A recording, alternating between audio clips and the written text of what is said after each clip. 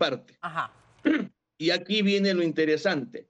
La norma también establece que entre tanto y en cuanto llegue el abogado de parte, la diligencia no se suspende. No se suspende, se continúa con la presencia del abogado de la defensa pública.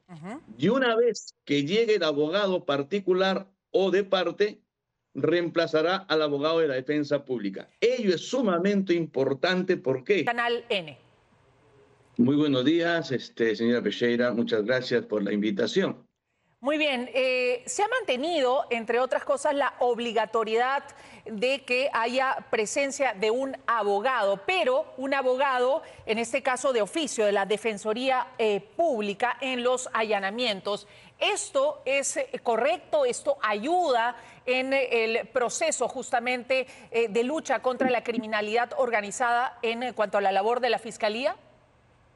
A ver, haciendo una lectura comparada de la norma anterior y la norma nueva, Ajá. podemos decir que esta norma que ha sido aprobada por el Congreso respecto a los allanamientos deroga totalmente la norma anterior. Estamos frente a una nueva estructura legislativa porque la norma anterior tenía otra conceptualización que hacía muy dificultoso el operativo y le restaba esa naturaleza de sorpresivo al allanamiento. Solamente para recordar cómo era la norma anterior para hacer la comparación con la nueva.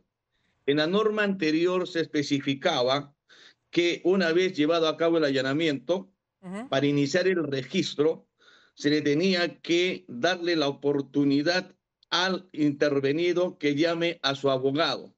Y mientras su abogado de parte no llegaba, el registro quedaba suspendido. Ajá. Y que a la falta del abogado particular o de parte, se podía convocar al abogado de la defensa pública y recién con él iniciar el registro. En la práctica, ¿qué estaba sucediendo? La fiscalía con la policía llegaban, allanaban, ingresaban y le comunicaban al intervenido que podía llamar a su abogado. Y este le decía, mi abogado va a llevar en un par de horas o en 3 horas, por la distancia, obviamente, y teníamos que paralizar el registro hasta que venga el abogado. De repente el abogado no llegaba y recién en ese momento, después de 3 horas, teníamos que convocar al abogado de la defensa pública, el mismo que para poder apersonarse, dada la distancia donde se encontraba y el lugar del allanamiento, también se podría demorar entre 2 a 3 horas. Es decir, en la práctica, con la normativa anterior, más o menos hubiéramos demorado, como ocurrido en los hechos, entre 5 a 8 horas para iniciar la diligencia. ¿Ok? Ajá. Esto con la nueva norma que ha sido aprobada con el Congreso cambia totalmente, digamos, la operatividad. ¿Por qué? Porque la nueva norma dice que se allana, obviamente, y que desde el inicio del registro, desde el inicio se tiene que contar con la defensa pública. A ver, ahí quisiera hacer un alto. ¿Es Sí. desde el inicio del allanamiento en sí o cuando ya se procede luego del allanamiento, el registro, que es la parte final del allanamiento, es que se requiere de la defensa pública? A ver, todo es parte del operativo. El allanamiento consiste en ingresar, ya sea porque te abren la puerta o ingresar desarrajando la puerta, es Para decir, ese por la ingreso, puerta al domicilio. ¿y para ese ingreso No, se requiere de la defensa pública? no, No. para ese ingreso no se requiere la defensa pública. Es más, ni en la norma anterior tampoco. Ya. La defensa se necesitaba una vez que usted ingresaba para iniciar el registro del domicilio. Ajá. ¿Okay? Ajá. Entonces, con la nueva norma, la policía va a ingresar conjuntamente con el fiscal, va a allanar, digamos, el domicilio, Exacto. pero la norma dice que desde que se inicia el registro, o sea, el siguiente paso, Ajá. ¿cierto? Ya tiene que estar el defensor público. Que es decir, Primero, para revisar las habitaciones, para revisar el local o el lugar donde se está ingresando. Eso es el registro y para ello sí se requiere de la presencia de la defensa pública ahora. Efectivamente. Ahora, la norma, perdón, permítame terminar. Sí. Ok. La norma también establece que una vez que ya la policía y la fiscalía ya ingresaron, o sea, ya allanaron, se le comunica al intervenido que tiene derecho a llamar a su abogado particular o abogado de parte. Ajá. Y aquí viene lo interesante. La norma también establece que entre tanto y en cuanto llegue el abogado de parte, la diligencia no se suspende. No se suspende, se continúa con la presencia del abogado de la defensa pública. Y una vez que llegue el abogado particular o de parte, reemplazará al abogado de la defensa pública. Ello es sumamente importante. ¿Por qué? Porque no se suspende la diligencia como ocurría con la normatividad anterior. Entonces, como ustedes pueden ver, ha cambiado totalmente el panorama y creo que en ese sentido la defensa pública ha garantizado en la reunión que tuvimos el día viernes en el Congreso de la República justamente que tenían el personal suficiente para que desde el mismo momento de que estamos llegando va a estar también participando el abogado de la defensa pública. ¿Es necesaria la presencia del sujeto allanado para ese registro o no con esta nueva norma?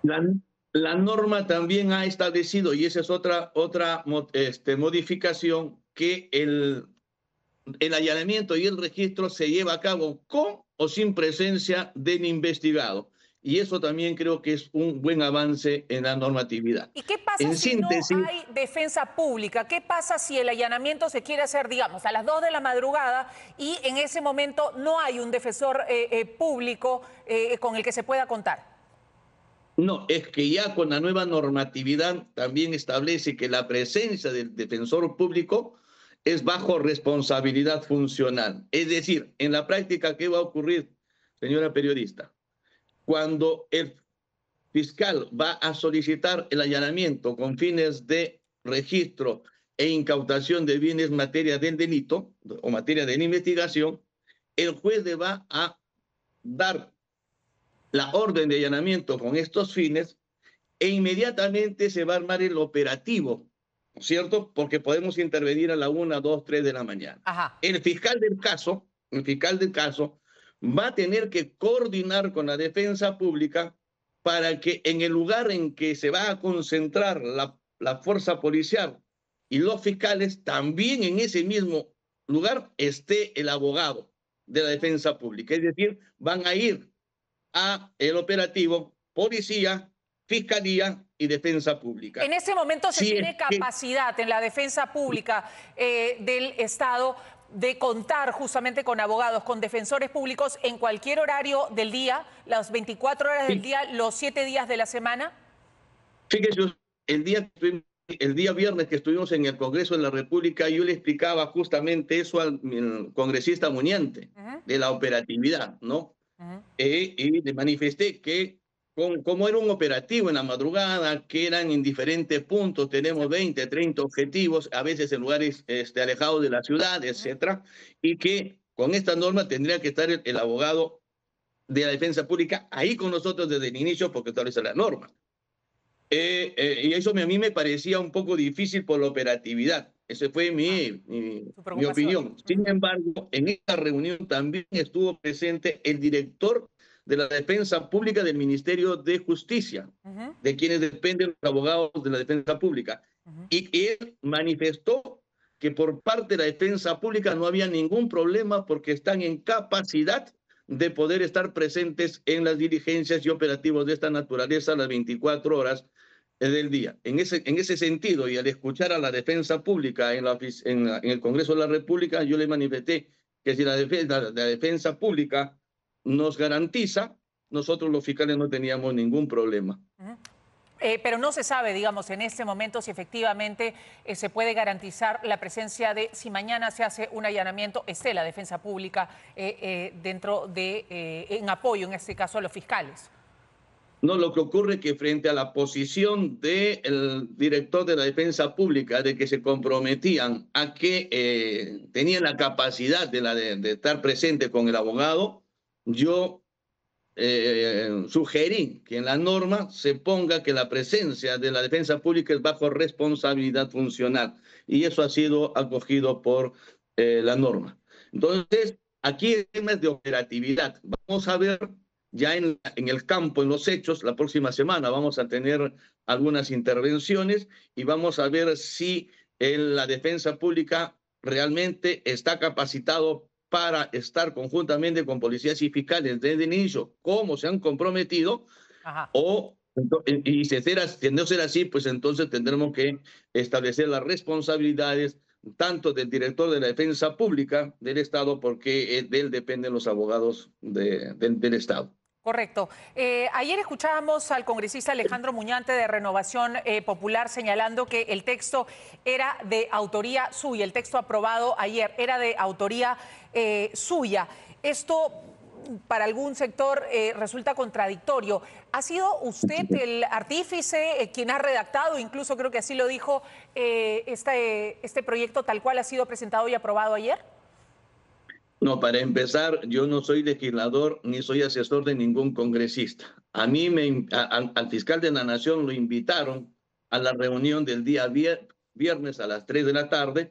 El señor fiscal de la Nación dispuso que yo, como jefe de la Fiscalía contra el Crimen Organizado, asista a escuchar los nuevos proyectos que estaban por presentar, y es en ese contexto en que di mi opinión respecto de lo que estamos conversando en este momento. Pero no, yo no soy autor de ninguna norma, ¿no? Pero ¿está usted de acuerdo? ¿Está usted de acuerdo? Está, digamos, mejor presentado, mejor planteado para el desempeño fiscal en la lucha contra la criminalidad el proyecto tal cual ha sido aprobado ayer en el Congreso? Definitivamente. Así como está en este momento redactado, es una norma que cambia totalmente la anterior. En la práctica, esta nueva norma ha derogado la anterior, porque ha cambiado todo el contexto y los criterios que establecía la norma anterior. Hay que tener en cuenta, para que conozca la población, que una norma, una ley, puede derogarse de dos maneras: en forma expresa, cuando la nueva ley dice derogues el anterior, o se puede derogar en forma tácita, cuando la nueva norma obviamente legisla los mismos criterios que la anterior. En este caso, la norma ha sido derogada tácitamente porque, como conforme estamos viendo, la redacción del tema de los allanamientos es totalmente diferente a la norma que ha sido severamente criticada por personas conocedoras, incluso por nosotros los fiscales. Correcto. Dentro de los cambios o dentro de estas modificaciones, para que los delitos sean considerados como tal, requieren estar penados con una pena de 5 años o más. Antes era de 6 años o más. ¿Esto realmente resulta beneficioso o no? A ver, eso también se discutió en el día viernes y me pidieron mi opinión. El proyecto que nos presentó el congresista Muñante para opinar no solamente al que habla, sino a todos los invitados, que eran varios abogados, entre ellos el doctor García Cabero, el doctor Mandujano y el defensor de la Defensa Pública y otros abogados que no recuerdo su nombre, es el siguiente. El tema de los allanamientos es tal cual como ha salido en la norma, ¿no es cierto? Ahí no teníamos ningún problema con los ajustes que le acabo de mencionar. En el tema de la modificación del Código Penal del artículo 317, la modificación venía en la segunda parte, porque recuerden ustedes que en la primera parte habla que la organización criminal tiene que tener una estructura compleja desarrollada y mayor capacidad operativa, ¿verdad?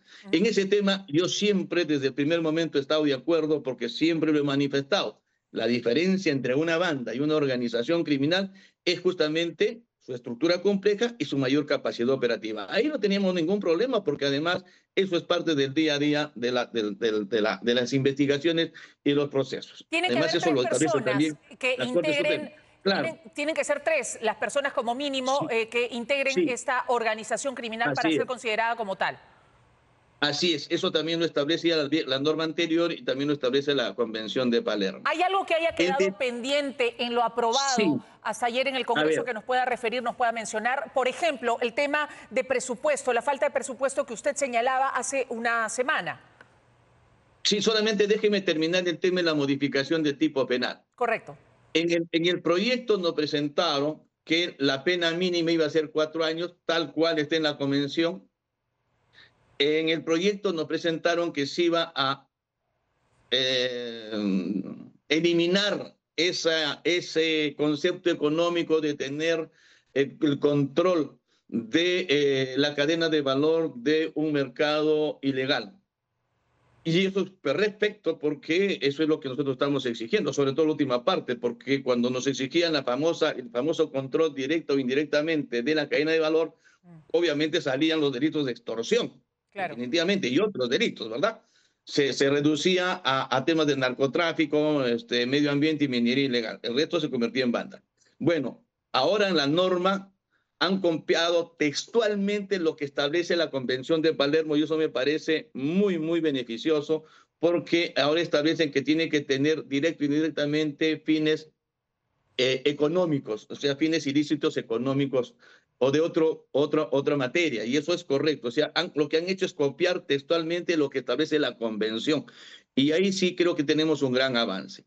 Además, cuando habla de los delitos, establece que la organización criminal debe estar dedicada a delitos graves, como dice, ¿no? La extorsión, el sicariato y el secuestro. Creo que el Congreso de la República, frente a las manifestaciones de la población frente a esto, se ha visto, y a mi parecer, de muy buena forma, obligado a reflexionar y establecer este tema. Pero además en la norma que nos presentó el proyecto el señor congresista Muñante, hablaban de una pena no menor en la parte mínima de 4 años. Correcto. Y eso, Muy bien. perfecto, hasta ahí perfecto. Lo que pasa que después, ya cuando se ha promulgado, el tema de los 4 años lo han subido a un añito más, a 5 años. Y en esa parte creo que se puede mejorar la norma. Han tipificado la criminalidad sistemática en un solo párrafo. Esta propuesta tal y como está planteada este artículo suma, y con eso cerramos, por favor. Bueno, el tema que quiero que entiendan es algo. No se les vaya a ocurrir pensar que porque se modificó la norma 32.118 tan cuestionada, que ha sido derogada esta norma con la nueva, o que se ha tipificado el nuevo delito de criminalidad sistemática, o que porque se le entregó la investigación a la Policía Nacional, los delitos de extorsión o la delincuencia en este país va a desaparecer. Eso no es verdad. Las normas penales no desaparecen el delito, son instrumentos, ¿ok? Aquí la única forma de que podamos enfrentar eficiente y eficazmente es que tiene que haber un compromiso del gobierno para reestructurar nuestra Policía Nacional, fortalecer nuestra Policía Nacional, fortalecer inteligencia. El instrumento de la inteligencia es fundamental para desarticular una organización criminal. Clarísimo. Y también tiene que fortalecer al Poder Judicial y fortalecer al Ministerio Público. Si no fortalece estas instituciones, pueden dar 50.000 normas y la delincuencia no va a disminuir. Eso que quede claro, que no se le venda a la población porque se cambió la norma, ya mañana no vamos a tener delitos en este país. Eso no es verdad. Jorge Chávez Cotrina, fiscal coordinador contra el crimen organizado, ha estado con nosotros comentando lo último aprobado por el Congreso y vamos a ver qué resuelve también por su parte el Ejecutivo si efectivamente acepta, digamos, esta ley. Muchas gracias nuevamente.